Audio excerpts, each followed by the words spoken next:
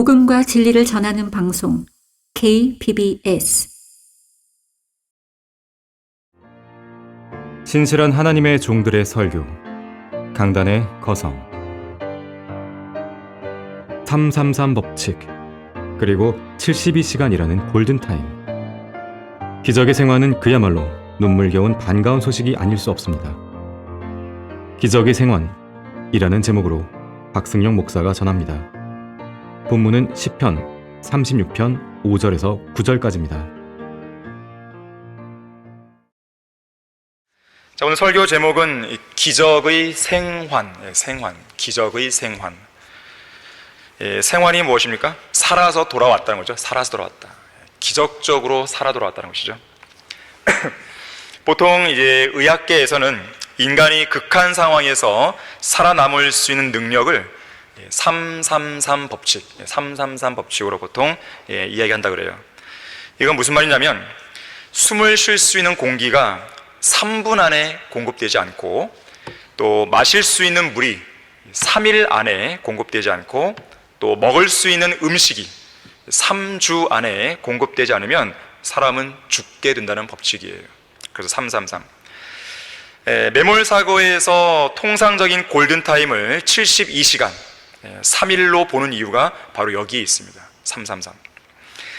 일본의 아사히 신문이 1995년 고베 대지진 당시의 상황을 분석했을 때 그 결과를 보니까 사람의 그 생존율, 그러니까 매몰사고에서 살아남을 생존율이 72시간, 이 3일을 기점으로 해서 뚝 떨어지는 것을 보게 됩니다.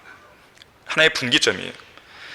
그래서 골든타임 이 3일을 넘기면 탈수 현상이 일어나고 스트레스가 극심해진다 그래요. 그것이 이제 광산에서 일어났다고 한다면 더 치명적이라고 합니다. 매몰 뒤에 광산 갱도 안에 유독가스가 발생할 수도 있고요. 또 갱도 내부가 물로 침수될 수도 있기 때문에 이 광산에서의 매몰 사고는 다른 어떤 것보다도 훨씬 더 위험하다 그래요. 또 심지어 이 광산 매몰 사고에 고립되고 갇히게 되는 그 장소를 보세요. 어떤 지상이나 지표면이 아니잖아요. 저 깊은 곳 아니에요. 수백 미터 아래에 갇히게 되는 것입니다. 그래서 더 위험도는 높아지는 것이고요. 설령 그곳에 생존자가 확인된다 하더라도 그들을 구조하는 데 많은 시간이 소요되는 거예요. 지난 10월 26일이죠. 경상북도 봉화 아연 광산에서 갑작스러운 매몰 사고로 지하 190m의 광산 안에 2명의 광부가 고립됐습니다.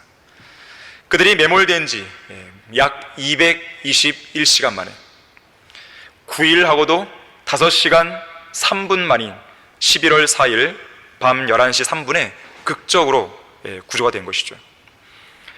그야말로 기적의 생환입니다. 이보다 앞서서요, 더 전에 광산 매몰 사고로 300시간 넘게 고립되었다가 구조된 사례도 있었습니다. 1982년 8월이었어요. 강원도 태백 탄광에서 광부 4명이 14일 동안 갱도 안에 갇혔다가 극적으로 생환한 것입니다. 이 해외 사례를 본다면 이보다 더 장기간 매몰되었다가 생환한 적도 있습니다. 칠레에서 있었던 사례죠. 당시에 이 광부들이 무려 69일간 버틴 끝에 구조된 것이에요. 2010년 8월 남미에 있는 칠레의 산호세 구리 광산에서 한두 명도 아닙니다. 33명의 광부가 붕괴 사고로 지하 700m 지점에 고립되었다가 69일, 그러니까 무려 1600여 시간 만에 극적으로 구조되면서 당시에 이 언론에는 칠레의 기적이었다, 이렇게 계속 특별했었죠. 최근 사례로 본다면 작년 2021년 1월 중국 산둥성 옌타이 금광에서는 이 폭발 사고로 광부 22명이 매몰되는 사고가 발생했는데, 이 사고로 광부 10명이 숨지고 1명이 실종되었지만 11명은 사고 14일 만에 기적적으로 살아 돌아왔죠. 또 2018년 6월 태국에서는 유소년 축구팀 13명이 치앙라이 탐루엉 동굴을 구경하러 갔다가 갑작스러운 폭우로 17일 동안 고립되었죠. 그러다가 모두 극적으로 생환했습니다. 또 그런가 하면요, 좀 더 시간을 거슬러 올라가서 1967년입니다. 8월 충청남도 청량에 있는 구봉광산에서 이 매몰 사고로 지하 125m 갱도 안에 홀로 갇혔던 한 광부가 15일 만에 기적적으로 생還했습니다. 이 당시 그는 아내가 싸준 도시락과 천장에서 떨어지는 지하수를 받아 마시면서 간신히 하루하루를 버티다 그러죠. 이번 신문 기사를 보신 분들이 있겠지만 봉화 아연 광산에서 사고당한 광부들은 이 점심 식사 후에 입가심으로 마시기 위해 가지고 들어갔던 일회용 커피 믹스 18봉지를 하루에 2-3개씩 밥 대용으로 먹으면서 버텼다 그럽니다. 이 커피 믹스의 원조격인 인스턴트 커피가 1860년대 미국 남북전쟁 당시에 이 북부군과 남부군이 있었는데, 이 북부군에서 병사들에게 술 대신 커피를 지급하기 시작한 보급품에서 비롯되었다고 합니다. 처음에는 액체 상태의 커피에 연유를 섞어서 응고시켜 가지고 다녔다고 그러죠. 그리고 제1차 세계대전 이후에는 열 건조 커피와 냉동, 동결 제품이 차례로 등장했지만 오늘날처럼 이 막대 형태의 봉지 있잖아요. 이 막대 형태의 봉지에 커피와 크림과 설탕을 한 번에 넣어서 뜨거운 물에 간편하게 타서 마실 수 있도록 만든 것은 우리나라 동서식품이 최초였다고 합니다. 그 결과 2007년 국내 통계청 조사에서는 한국을 빛낸 발명품 중에 하나로 손꼽히 되죠. 자, 그랬던 커피 믹스가 이번 광산 매몰 사고에서는 위급 상황에서 두 광부의 목숨을 지켜준 비상식량이 되어준 거예요. 재난 전문가들은 비상식량의 조건으로 몇 가지를 제시하는데, 조리하지 않고 먹을 수 있어야 된다. 또 포만감이 없어도 높은 열량을 지녀야 돼요. 장기 보관이 가능하고, 또 휴대가 편리하도록 부피가 작고 가벼워야 한다는 점을 손꼽습니다. 형제님들 아시겠지만 군대에서 먹는 건빵, 그리고 전투식량, 이런 것들이 여기에 해당되죠. 이번 매몰 사고에서는 커피 믹스가 그 역할을 해냈다 그래요. 일반적으로는 이 커피 믹스 한 봉지 안에 나트륨이 5mg, 탄수화물이 9g, 당류가 6g, 지방과 포화지방이 각각 1.6g씩 들어있습니다. 그래서 50kcal의 열량을 낸다 그래요. 물론 이 성인 남성 하루 칼로리 섭취량 2000kcal에는 크게 못 미치지만 비상 상황에서는 그나마 큰 도움이 됐다는 것이죠. 또 이번 사고에 좀 특이한 점이 있다면, 이번에 극적으로 생還한 두 광부 중에 한 명은요, 이 광산에 입사한 지 4일밖에 안 됐다 그래요. 4일밖에 안 되는데 이런 끔찍한 사고를 당한 것이죠. 그래서 당시에 이 우르릉쾅쾅 그러면서 출입구가 매몰되었을 때 난생 처음 경험한 사고였기 때문에 너무 당황했다 그래요. 그래도 이 극한의 상황을 버틸 수 있었던 것은 25년 경력의 광부 경험이 풍부한 이 베테랑 광부가 함께 같이 있었기 때문이라고 했습니다. 그는 구조대원이 처음 들어왔을 때 심정이 어땠습니까? 이런 기자의 질문에 이렇게 대답했다고 합니다. 캄캄한 암흑 속에서 한 줄기 불빛이 보였고, 그 불빛 속에서 구조대원이 하는 말이 이젠 안심해도 됩니다, 괜찮습니다 라는 것이었는데, 그때 저도 모르게 눈물만 주르르 흘러내렸습니다 그랬다 그래요. 흔히들 죽음의 사지에서 살아 돌아온 것을 기적이라고 그러죠. 이번 매몰 사고에서 살아 돌아온 두 광부의 생환은 말 그대로 기적의 생환이었습니다. 221시간의 기적. 하지만 어떤 기적이 기적으로서의 의미와 가치를 지니기 위해서는 그 기적이 그 당사자의 위험한 인생 항로를 송두리째 바꿀 만한 위대한 교훈과 분기점이 되어야 됩니다. 하지만 사람들 대부분은 기적을 경험한 것 그 자체, 바로 그 분기점에서 유턴하지 않고 위험한 여정을 계속하는 것이죠. 기적을 통해서 아무런 교훈도 얻지 못하고 죽음과 멸망의 길을 지속하는 것입니다. 그런 사람들에게는 기적이 아무런 의미가 없는 거예요. 자, 기적의 생환에서 인생의 교훈을 얻어야 됩니다. 자, 첫 번째로 생명의 호흡을 주관하는 분은 주 하나님이십니다. 우리 인간들에게 생명의 호흡을 주신 분이 누구십니까? 공기와 바람을 만드신 창조자 하나님이시죠. 주 하나님께서 땅의 흙으로 사람을 지으시고 그의 콧구멍에다 생명의 호흡을 불어넣으시니 사람이 살아있는 혼이 되었더라. 인간은 하나님께서 불어넣으신 생명의 호흡이 있어야 흙으로 된 몸 안에서 살아있는 혼으로 살아갈 수 있습니다. 앞서 언급했듯이 인간은 3분이 넘도록 공기를 마시지 않고 3일이 넘도록 물을 마시지 않고 3주가 넘도록 음식을 먹지 않으면 대개 죽게 돼 있어요. 자, 그렇다면 그 음식과 물과 공기를 제공해 주시면 누구냐 이거예요. 인간의 생명을 주관하시는 하나님이시죠. 시편 104편 29절에서는 주께서 얼굴을 숨기시면 그들은 곤란해지며, 주님께서 우리에게서 얼굴을 숨기시면요, 우리는 곤란해집니다. 주께서 그들의 숨을 거둬가시면 그들이 죽어서 그들의 흙으로 돌아가니이다. 돈이 많다고 해서, 명예가 있다고 해서, 어떤 권력이 있다고 해서 그런 걸로 자랑했어요. 무슨 소용이 있겠어요? 하나님께서 그 순간 숨을 딱 거둬가시면 끝나버리는 건데요. 소설 어린 왕자를 쓴 생텍쥐베리는 프랑스 공군 비행기 조종사였죠. 한 번은 그가 비행기를 몰고 하늘을 날다가 방향과 속도를 예측할 수 없는 난기류에 휘말리게 됩니다. 그리고 사막에 불시착하게 되죠. 이곳 사막에는 한 조각의 빵도 한 모금의 물도 없었습니다. 그러던 중 며칠 후에 기적적으로 생텍쥐베리가 구조가 됩니다. 그때 어떤 기자가 물었어요. 식량과 물이 없는 사막에서 당신은 어떻게 살아남을 수 있었습니까? 생텍쥐베리는 잠시 상념에 잠겼다가 이렇게 대답합니다. 저를 사막에서 버티게 해준 것은 한 덩어리의 빵도 한 모금의 물도 아니었습니다. 바로 가족에 대한 그리움이었습니다. 정말로 가족에 대한 그리움이 생사를 넘나드는 죽음의 사막 한복판에서 그가 살아남을 수 있도록, 그가 구조될 수 있도록 해준 진짜 원인이었겠는가? 아니죠. 그처럼 하나님의 존재와 주님의 자비로운 도움의 손길을 애써 무시하고 부인하려는 어리석고 무지한 자들은 한 번 더 사막으로 보내야 됩니다. 과연 그의 입으로 고백한 무책임한 발언이 정말로 맞는지, 가족에 대한 그리움이 다시 한 번 더 그를 죽음의 사망에서 잘 버티게 해주고 또 그 사막에서 기적적으로 살아남게 해줄 수 있을지 시험해 보기 위해서라도 그렇게 해봐야 되는 거예요.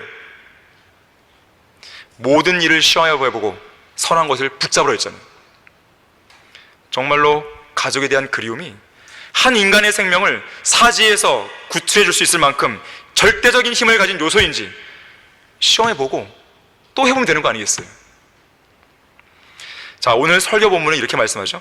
오 주여, 주께서는 사람과 짐승을 보호하시나이다. 사람의 자손들이 주의 날개의 그늘 아래 신뢰를 두나이다. 그들이 주의 집에 기름진 것으로 넘치도록 만족하리니 주께서 그들로 주의 기쁨의 강물을 마시게 하시리라. 이는 생명의 원천이 주와 함께 있으며 주의 빛 가운데서 우리가 빛을 볼 것입니다. 자, 그러면 이번 광산 매몰 사고에서 극적으로 구출된 그 광부들은 어땠을까요? 그 2명 중 한 광부가 그런 말을 하는 것이죠. 이 갱도안이요, 기온이 14도까지 떨어집니다. 춥죠. 그래서 갱도안에서 체온이 떨어지는 것을 막기 위해 주위에 버려진 목재와 이 폐비닐, 못 쓰는 비닐이잖아요. 폐비닐을 이용해서 임시 천막을 만들었다고 그래요. 그리고 바람과 추위를 피했다고 합니다. 그러면서 하는 말이 가관이죠. 원래 비닐은 갱도안에서 전혀 쓸 일이 없기에 이런 비닐이 있을 이유가 없는데 마치 위험에 빠진 우리를 돕기 위해 어떤 귀신이 가져놓은 것은 아닌가 싶을 정도로 놀랐습니다. 이 세상에 있지도 않은 귀신에 대해서는 절대적인 신뢰를 보내도 자비로우신 하나님의 손길은 전혀 생각 안 하는 것이에요. 하나님의 존재를 믿지 않는 무신론자들은 하늘이 그들을 도왔다고 생각합니다. 어떻게 하늘이 돕습니까? 이 땅에 기적을 베푸신 분이 누구예요? 이곳 하위 세계에서 상위의 법칙이 일어나는 기적은 창조주 하나님만이 행하실 수 있는 기적입니다. 누군가가 잘 말했듯이 하나님의 존재를 부인하는 무신론자는 눈에 보이지 않는 지원수단, 곧 보이지 않는 하나님의 돕는 손길을 통해 아무런 도움도 받지 못하고 사는 바보다 그랬어요. 눈으로 볼 수도 없고 손으로 만질 수도 없고 오감으로 느낄 수 없다고 해서 하나님은 없어, 하나님이 있다는 증거를 대봐, 이렇게 말하는 사람이야말로 가장 어리석은 사람입니다.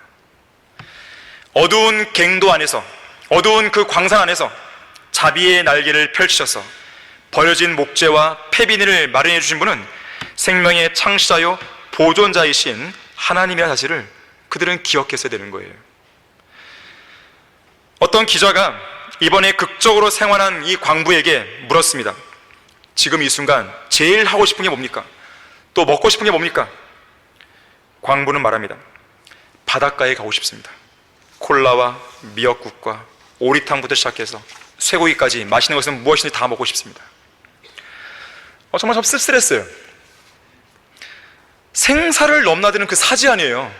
아무리 구원 못 받았다 하더라도 생사를 없는 그 사지 아니에요. 하루 이틀도 아니고 9일이나 같이 있었잖아요. 근데 이 정도의 말밖에 안 나온단 말이에요. 저는 무슨 거창한 답변을 바라는 게 아닙니다. 이것은 어떤 교육의 문제도 아니에요. 이와 비슷한 다른 사례를 들려드릴게요. 1982년 8월 20일 오전 7시경 강원도 태백탄광 지하 350m 지점에 위치한 갱도 안에서 매몰 사고로 4명의 광부가 고립됐습니다. 이번에는 커피 믹스 없었어요. 폐비닐 없었습니다. 이들은 이 갱목이라고 그래갖고요, 이 갱도 내부를 무너지지 않도록 받치는 커다란 강목 있잖아요. 이 갱목 껍질로 배고픈 허기를 달랬다 그래요. 그리고 서로의 체온으로 추위를 버텼습니다. 이제 곧 구조될 거라는 희망과 차라리 죽는 게 낫겠다는 절망과 그리고 결국 굶어 죽을 거라는 공포가 하루에도 수십 번씩 교차했다 그래요. 희망, 절망, 공포 왔다 갔다 하는 것이죠. 고립된 지 10일쯤 지났을 무렵에 이마에 달고 있는 안전등의 그 배터리도 모두 소모됩니다. 갱도 내부가 암흑으로 변하자 죽음의 공포가 더 커졌습니다. 이제 모두들 더 이상 버틸 힘이 없어 탈진하여 쓰러지는 그 찰나, 그들을 구조하러 들어온 사람들의 목소리가 들렸어요. 그때가 9월 3일이었습니다. 결국 그들은 모두 다 4명 모두 무사히 구조가 됩니다. 사고가 발생한 지 345시간, 14일하고도 9시간 만이었어요. 극적인 순간이죠. 당시 언론은 이들의 생환 과정을 막장사투 14일이었다, 악몽의 지하 14일이었다, 갱목 껍질 씹으면서 굶주림을 이겨낸 시간이었다, 사투 345시간 태백관광 4명의 광부, 이런 제목으로 대서특필했습니다. 그런데 그 안에 우리의 시선을 주목하게 만든 한 문장이 있었어요. 아주 짧은 문장이에요. 4광부 중 한 사람이 삐뚤빼뚤한 필체로 이렇게 썼습니다. 하나님 감사합니다. 분명 이 광부는 칠흑같이 어두운 그 갱도 안에서 빛을 본 거예요. 생명의 원천이 주와 함께 있으며 주의 빛 가운데서 우리가 빛을 볼 것입니다.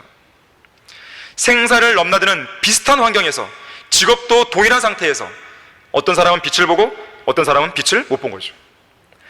구조대원이 비추는 불빛은 보아서도 자비의 손길을 내미시는 하나님의 생명의 빛은 보지 못한 것이죠. 그래서 한 사람은 하나님께 감사를 드린 것이고 한 사람은 귀신이나 운운하면서 하나님의 손길을 무시해버린 거죠. 사도행전 17장 27절에서는 사람들이 하나님을 감지하려면 만나리니 그분은 우리 각 사람에게서 멀리 떨어져 계시지 아니하도다 그랬어요. 가까이 계신 거예요. 사실 이 땅의 죄인들이 하나님의 존재를 애써 부인하고 외면하는 이유는 뭐냐면, 죽음 이후에 공의로운 심판자이신 하나님 앞에서 자기들의 죄에 대해 설명해야 할 그 책임을 지는 게 두렵거나 싫기 때문에 그런 거예요. 그래서 자비로우신 하나님의 손길을 계속 거부하는 거예요. 매일 매순간 그들의 생명의 호흡이 붙어있는 한 하나님의 자비는 계속 지금 내려주고 있는 거잖아요. 그런데 그들은 계속 외면하고 또 외면하는 것이죠.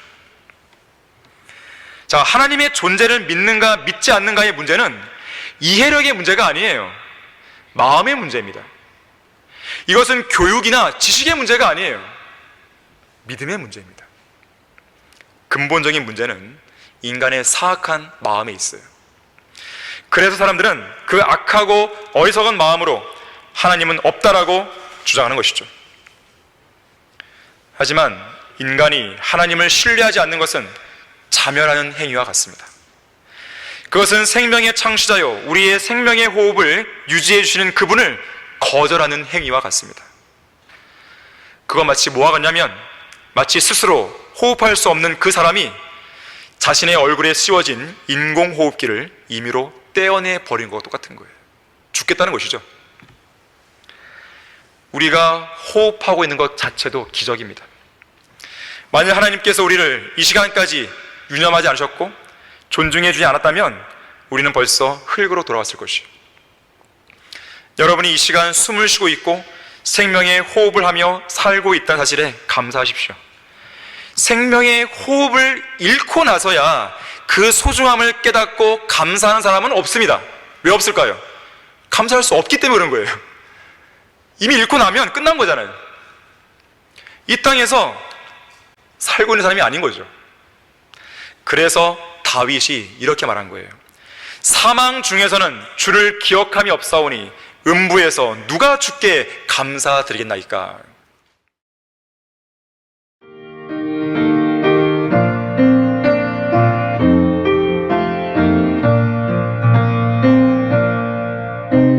복음과 진리를 전하는 방송 KBS.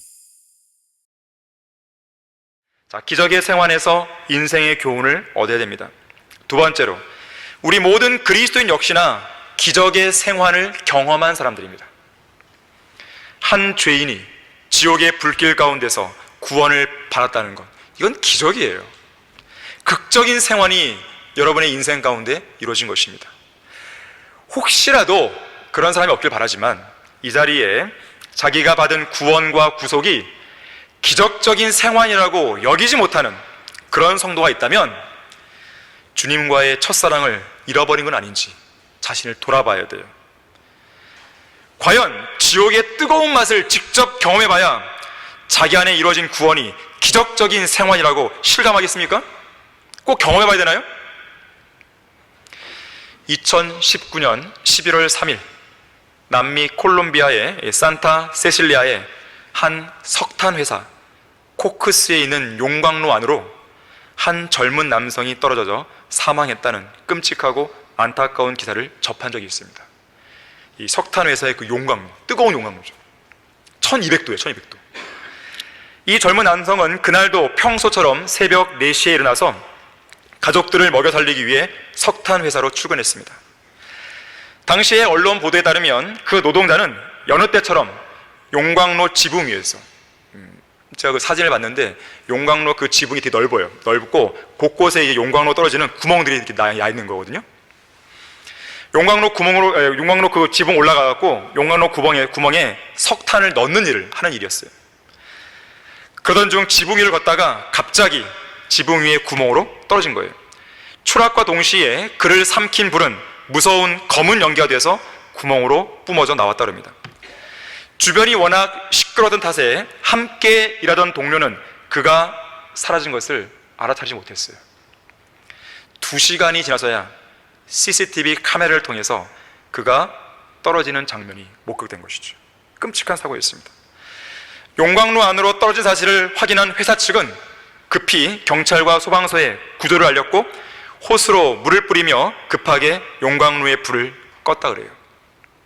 하지만 1200도라는 뜨거운 불길 속에서 그의 유골은 온전한 형태도 남기지 못한 채 다 타버리고 맙니다.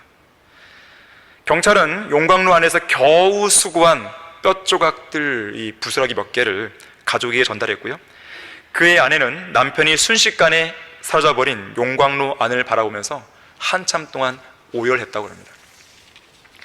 지옥이 어떤 곳입니까? 불타는 용광로죠. 그들을 불타는 용광로로 던지리니 거기서 울며 이를 갈고 있으리라. 하지만 이 용광로는 1200도 정도가 아닙니다. 태양의 표면 온도인 화씨 9000도보다 훨씬 더 뜨거운 곳이에요. 더군다나 이곳에 들어가면 순식간에 불타 없어지지 않고 영원히 고통받죠. 인간의 본질은 몸이 아니라 혼이고 그 혼은 영원히 죽지 않고 영원히 살아서 영원히 고통받는 것이죠. 그곳에는 그들의 벌레도 죽지 않고 불도 꺼지지 아니하니라. 모든 사람이 불로 소금 치듯함을 받을 것이며 모든 재물이 소금으로 소금 치듯함을 받으리라. 소금 치는 거 아시죠? 이게 레위기 2장 13절에 따르면 음식 제사로 드리는 모든 헌물은 이 간을 맞춰야 돼요. 소금으로. 그때의 제물들의 소금을 치는 것이죠. 마치 그와 같은 모습으로 지옥에 불타는 용광로 안으로 떨어진 죄인들에게는 뜨거운 불길이 제물에 소금을 치듯 뿌려지면서 엄청난 고통을 안겨주게 되는 것입니다. 구원받은 그리스도인들은 지옥에서 불로 소금 치담을 받을 필요가 없죠? 왜 그렇습니까? 화목 제물이 되신 예수 그리스도 위에 이미 소금이 뿌려진 것이죠. 그뿐만 아니라 주님께서는 십자가라는 제단 위에서 우리를 위해 불로 소금 치듯함을 받았고 또 실제로 지옥에도 가셔서 불로 소금 치담을 받으신 것이죠. 그런 의미에서 보면 예수 그리스도께서 그 안에 계신 우리 모든 성도들은 이미 주님 위에 뿌려진 소금을 갖고 있는 것이죠. 하지만 그분의 소금을 갖고 있지 못한 죄인들은 소금의 짠맛이 아니라 지옥불의 뜨거운 맛을 맛보게 될 것이에요. 사실 우리가 두 발을 딛고 있는 이 지구 표면에는 그 아래 불타는 용광로로 곧장 연결되는 수많은 구멍들이 곳곳에 나 있는 것이죠. 그렇기 때문에 언제 발을 잘못 헛디뎌서 순식간에 지옥의 불타는 용광로로 떨어질지 모르며 사는 사람들이 한두 명이 아닌 거예요. 그런 아찔한 인생을 살고 있는 지옥의 대기자들이 전 세계에 80억 명 가까이 살고 있는 것이죠. 한 번은 구원받지 않은 죄인이 그리스도인에게 이렇게 질문했습니다. 그나저나 지옥이 얼마나 멀죠? 그러자 그리스도인이 이렇게 말합니다. 단 한 걸음이면 갑니다. 다윗이 죽음에 대해 이렇게 말했죠. 진실로 주께서 살아계시며 내 혼이 살아있거니와 내가 죽음과 한 걸음밖에 떨어져 있지 않도다. 죽는 즉시 떨어진 것이죠. 이 버스나 비행기에 보게 되면 이 탑승객들이 내릴 때 그 계단에 이런 문구가 있잖아요. Watch your step. 발 조심하세요. 계단 내려갈 때 발 조심하세요. 발을 조심히 옮기지 않을 경우에 불타는 용광로 안으로 빠지는 것은 순식간이죠. 순식간에 불길이 죄인들을 삼키는 것입니다. 제가 어린 시절에 다녔던 침례교회는 설립 초창기에 그래도 복음을 전하는 교회였습니다. 한 번은 복음을 전하기 위해서 10여 명의 동네 아이들을 모아놓고 지옥 영상 하나를 보여준 적이 있었어요. 그 영상에는 이 코라의 무리가 반역한 대가로 하나님의 심판을 받는 장면이 담겨 있었습니다. 이 코라의 무리가 그들이 서 있는 땅이 갈라져서 그 아래 끝없이 깊은 구렁으로 불타는 용광로로 떨어지는 영상을 거기서 본 것이에요. 정말 충격 그 자체였어요. 그 어린 나이에 봤을 때. 럭한 목사님이 이렇게 말했습니다. 죄인들은 지옥에 도착해서 어떻게 이렇게 빨리 여기에 왔지? 라고 생각할 테지만 사실 그들의 전 인생을 놓고 보면 그들은 긴 여정이었다. 하지만 그렇더라도 인생은 짧고 죽음은 확실하며 죄는 저주이고 예수님께서는 유일한 치료책이시다 라는 말은 진리다. 인생은 짧다. 오늘은 이곳에 있어도 내일은 지옥에 있을 만큼의 빠르기로 죄인들은 지옥으로 떨어진다. 그것이 바로 죄인인 당신이 알아야 할 가장 중요한 사실인데 어느 날 갑자기 당신은 순식간에 쿵 하고 떨어지는 경험을 하게 될 것이고 그 충격에 눈을 떠보니 지옥이 눈앞에 펼쳐져 있다. 그야말로 당신은 불타는 용광로 속에서 충격에 빠질 것이다. 18세기 미국의 대각성 운동을 이끌었던 조나단 에드워즈는 이런 식으로 지옥을 설교했습니다. 구원받지 않은 죄인은 그 누구라도 아주 미끄럽고 언제 깨질지 모르는 아주 약한 바닥 위를 걷고 있습니다.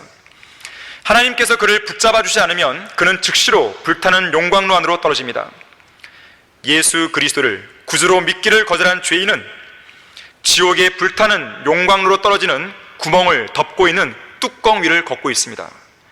죄인들의 무게를 견디지 못하고 무너져 내리게 될 약한 부분들이 곳곳에 널려 있습니다.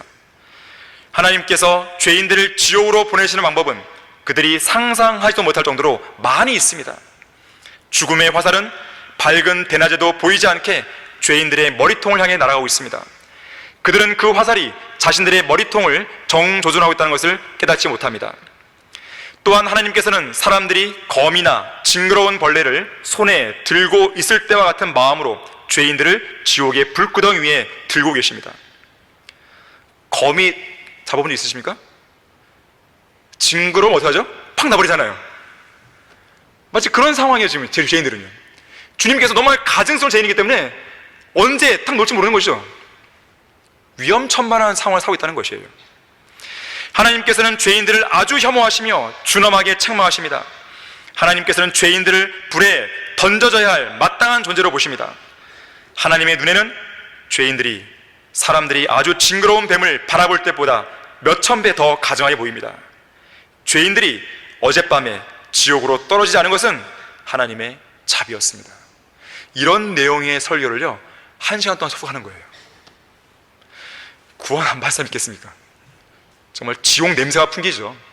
우리 이번에 럭커 목사님이 쓰신 책, 그 설교 5편 있잖아요. 그 책만 읽으면요 지옥 냄새가 납니다. 오늘과 같은 강단에서 그런 설교를 누가 하겠어요? 아무도 안 하죠. 왜 안 할까요? 헌금 줄어들까 봐. 자, 이런 걸 생각하면요 우리 모든 그리스도인들은 구원받기 직전까지만 해도 우리가 바로 그 위치에 있었던 것이죠. 그래서 베드로전서 4장 18절에서는 우리 그리스도인들이 겨우 구원받은 사람들이라고 말합니다. 겨우.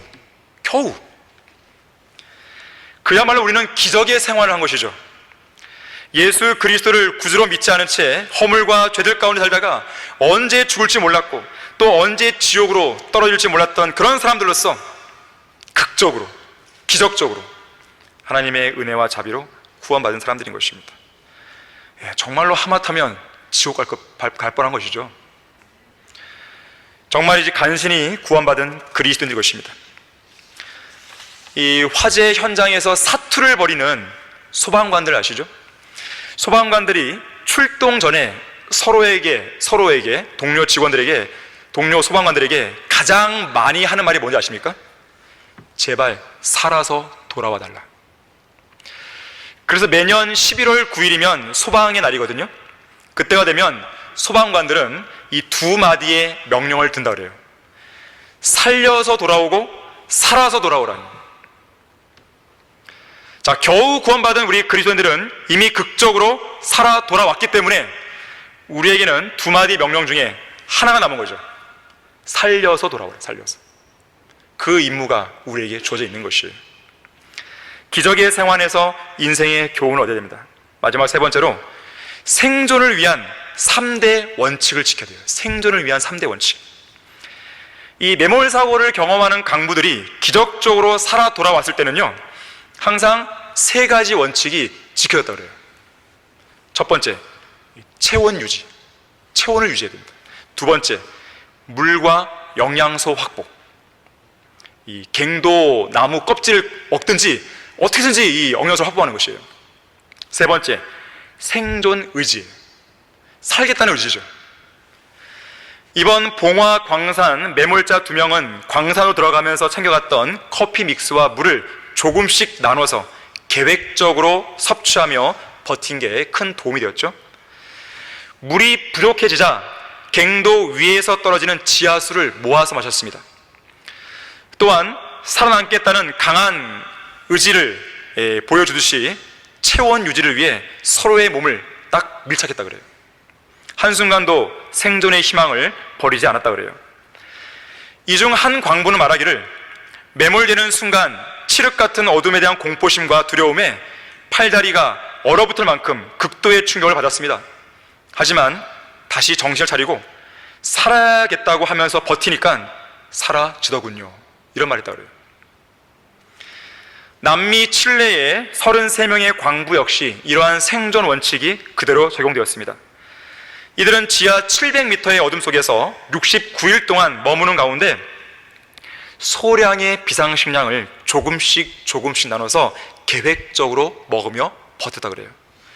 서로 이야기를 하면서 격려했고, 마실 물 역시 갱도 위에서 떨어지는 물을 바가지 같은 것에 받아서 나눠 마시고 고난의 시간을 이겨냈다 그럽니다. 충남 청양군 구봉 광산 매몰 사고의 경우도 마찬가지였는데요. 지하 125m의 갱도 속에 갇혀 있다가 16일 만에 구출된 광부는 다른 사람도 없고요, 오직 혼자 매몰됐어요. 혼자였기 때문에 그 누구보다도 극도의 공포감이 밀려왔다고 그래요.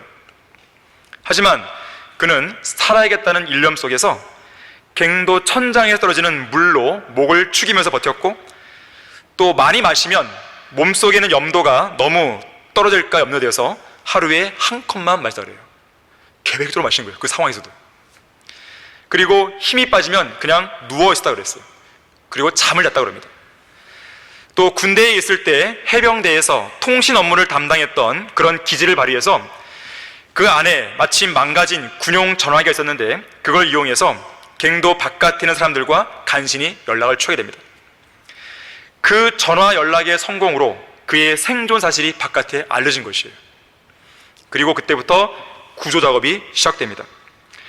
사고 당시에는 62kg의 몸무게였는데 구조되었을 때 16일 만에 45kg으로 줄어든 것이죠. 그럼에도 불구하고 땅 위로 나올 때는 걸어 나왔다 그래요. 자, 이렇듯 기적적으로 생還한 광부들의 생존 원칙 3가지를 보면서요, 우리 구원받은 성도들은 이 땅에 성경대로 믿는 그리스도인으로서 믿음을 지키고 살아남기 위한 3가지 영적인 생존 원칙을 교훈으로 받게 됩니다. 자, 첫 번째 원칙은 우리의 영적 체온을 유지하는 것이에요. 우리가 유지해야 할 체온은 36.5도가 아닙니다. 우리의 영적 체온은 항상 100도를 유지하고 있어야 돼요. 아멘이시요 신실하고 진실한 증인이신 예수 그리스도께서는 이 배교한 교회 시대, 라오디케아인들의 교회 시대를 향해서 이렇게 말씀하셨죠. 내가 내 행위를 아노니 내가 차지도 아니하고 덥지도 아니하노라. 나는 내가 차든지 덥든지 하기를 원하노라. 나는 내가 그처럼 미지근하여 차지도 아니하고 덥지도 아니하기 때문에 내가 너를 내 입에서 토해내겠노라 그랬습니다. 엠마오로 가던 두 제자를 보세요. 부활하신 예수 그리스도를 만난 이후에 이렇게 고백하죠. 그분이 길에서 우리에게 말씀하시며 성경을 열어 보이실 때 우리 마음이 뜨겁지 않으더냐. 그렇게 마음이 뜨거웠던 그들이 뭘 했습니까? 하룻밤을 묵어야 할 바로 그 시간에 잠을 안 자고 곧바로 일어나서 예루살렘으로 달려갑니다. 그리고 그리스도의 부활을 증거하는 증인이 되는 것이죠. 보헤미아의 위대한 개혁자 존 후스는 진리의 깃발을 높이 들고서 성경적 믿음을 지키다가 순교를 당했죠. 그는 화형을 당했는데 뜨거운 불길 속에 화형을 당해 죽으면서도 이렇게 당당하게 외쳤습니다. 신실한 그리스도인들이여, 진리를 찾아라. 진리를 들어라. 진리를 배우라. 진리를 사랑하라. 진리를 말하라. 진리를 지키라. 죽기까지 진리를 수호하라. 왜냐하면 진리가 우리를 죄와 마귀와 죽음과 영원한 지옥의 형벌로부터 자유롭게 해주기 때문이다 그랬어요. 그의 몸을 불태운 불길보다도 성령 하나님께서 그의 마음속에 불을 지피신 그 열정의 불길이 훨씬 더 뜨거웠던 것이죠. 사도 베드로는 이렇게 고면하죠. 서로 뜨겁게 사랑하라. 영적으로 살을 애는 듯 찬바람이 불어닥치는 이 배교의 시대에 엄동설한의 영적 전장에서 성도들 모두는 서로를 위로하고 격려하는 가운데 몸을 밀착시켜서 추위를 버티고 그리고 살아남아야 되는 것이죠. 뜨거운 열정을 서로가 서로에게 전달해 줘야 되는 것이에요. 이제 곧 저 셋째 하늘로 기적의 생환의 여정을 마칠 때까지 우리의 영적 체온을 유지하고 있어야 됩니다. 이 자리에 앉아있는 성도들 중에는요, 마음이 미지근해지거나 냉랭해진 채로 배교의 길을 걷는 사람이 단 한 사람도 없어야 되는 것이에요. 자, 두 번째 원칙. 항상 영적인 물과 영적인 영양소를 확보해야 됩니다. 항상 말씀의 물로 자신을 씻고 지구상에서 가장 건강을 위한 가장 완벽한 식단이 제공되는 말씀의 영양소로 끊임없이 섭취해야 돼요. 골고루 고기도 먹고 젖도 먹고 야채도 먹고 골고루 먹어야 돼요. 골고루. 그래야지 그리스도의 장성한 분량에 이를 수 있는 것입니다. 우리의 물과 식량 보급로가 차단되지 않도록 해야 돼요. 차단되는 순간 영적 사망으로 이어지는 것입니다. 갓난아기들처럼 순수한 말씀의 젖을 사모해야 돼요. 아주 갈급한 심정으로 말씀을 들으려고 해야 되고 말씀을 읽어야 되고 말씀을 공부해야 되는 것이에요. 부지런히 성경을 읽고 부지런히 성경을 공부하십시오. 성경을 읽는 시간 이외에도 성경을 공부하기 위한 시간으로 하루에 최소 30분에서 1시간은 떼어놔야 돼요. 하나님의 말씀으로 살아야 하는 성도가 성경을 읽지 않으면 생활이 곤고해집니다. 마음이 공허해집니다. 공포가 밀려오는 것이죠. 두려움이 엄습해오는 것이죠. 암흑이 그 마음을 가득 채우는 것이죠. 영적인 힘도 없어지고 의욕도 사라지죠. 결과적으로는 모든 영적 체계가 삐그덕거리는 것이죠. 어떤 열매도 없죠. 영적 생활에서 나타나는 모든 문제의 근원에는 말씀을 먹지 않은 그 문제가 있는 거예요. 하나님의 말씀을 매일같이 먹지 않은 성도는 마치 뭐와 같냐면 오랜 기간 비가 오지 않아서 바싹 메마른 강바닥 같은 것이죠. 땅이 막 갈라지는 것이죠. 영적 체계에 바싹 말라버린 밑바닥을 반드시 드러내게 돼 있는 것이죠. 하나님께서는 우리가 성장하기를 원하십니다. 성장하지 않는 생물은 없어요. 성장하지 않는 나무는 없습니다. 성장하지 않는 동물 없죠. 그런 건 없어요. 살아있다면 성장합니다. 성장하지 않는다는 것은 죽었다는 것이에요. 말씀의 물과 영양소를 항상 공급받는 성도만이 이 배교의 시대에 살아남을 수 있는 것이에요. 자, 세 번째 원칙은 생존 의지를 확보해야 됩니다. 이 생존 의지는 우리의 믿음과 연결되어 있어요. 의지했다는 믿음이죠. 예수 그리스도께서는 믿음으로 주님을 온전히 신뢰하지 않는 성도를 향해서 묻습니다. 너의 믿음이 어디 있느냐? 위기와 고난에 처했을 때 당황하고 허둥대고 공황 상태에 쉽게 빠져버리는 그런 성도를 향해서 묻습니다. 너의 믿음이 어디 있느냐? 주님께서는 역정을 내시는 거예요. 도대체 어디 있냐 이거예요. 여러분의 믿음을 창문 바깥으로 버리면 안 돼요. 여러분의 믿음을 쓰레기통에 처박아 놓으면 안 됩니다. 여러분의 믿음을 집에다가 놓고 다니면 안 돼요. 여러분의 믿음을 교회 예배실 안에만 놓고 다니면 안 됩니다. 여러분이 살고자 하는 생존 의지가 있다면 그래야 돼요. 어떤 상황에서도 성경대로 믿는 그리스도인으로 살아남겠다는 생존 의지를 포기하면 안 됩니다. 이 배교의 시대에는 영적 전장에서 싸워 이기겠다는 그 의지를 가진 성도가 필요해요. 어떤 상황에서도 가장 먼저 하나님께 기도하겠다는 그 의지를 가진 성도가 필요합니다.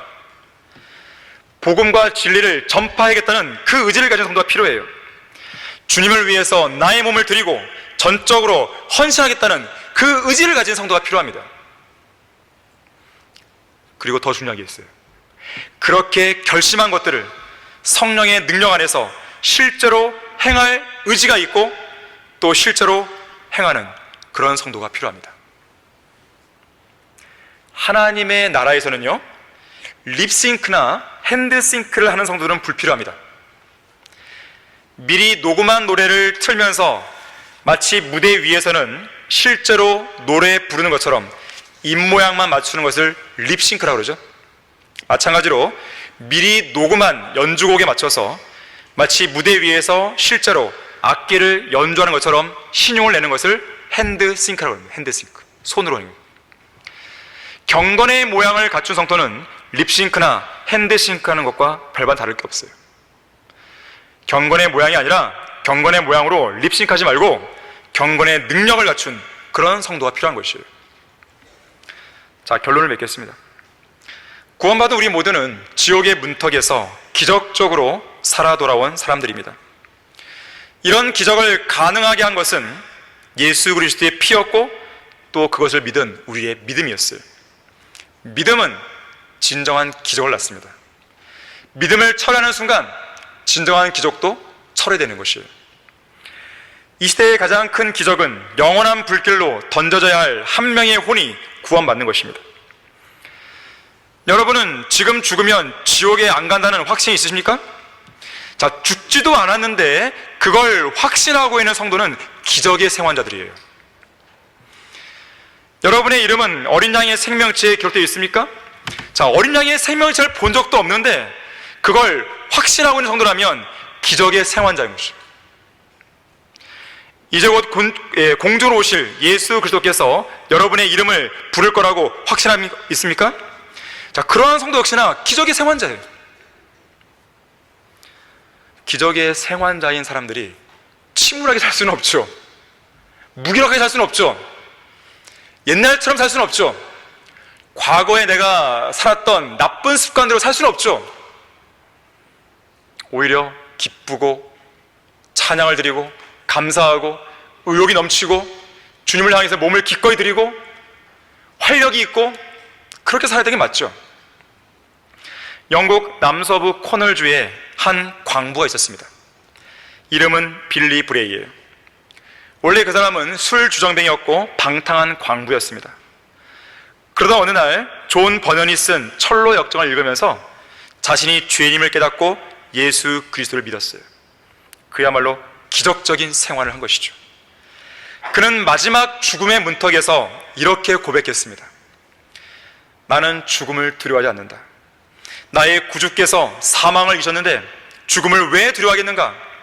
설령 내가 지옥으로 간다 할지라도 사탄은 끝없이 깊은 구렁에 종소리를 울리면서 빌리, 빌리, 이곳 지옥은 너를 위한 장소가 아니야 라고 외칠 것이다. 그때 나는 되돌아가라는 종소리를 들으면서 영광, 영광을 나의 복되신 주님께 외칠 것이다.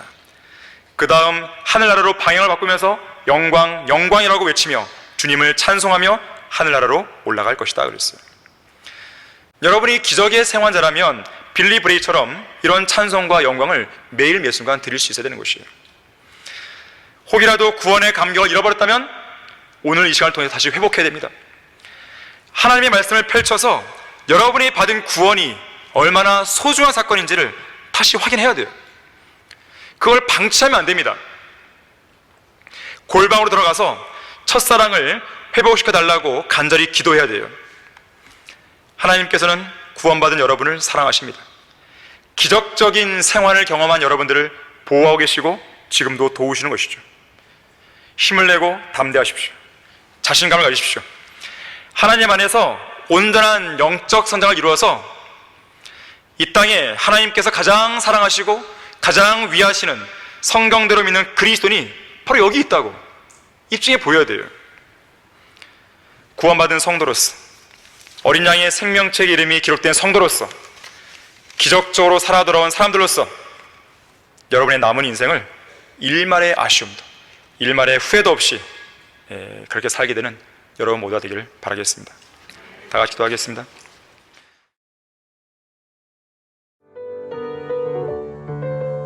이상 강단의 거성을 마치겠습니다.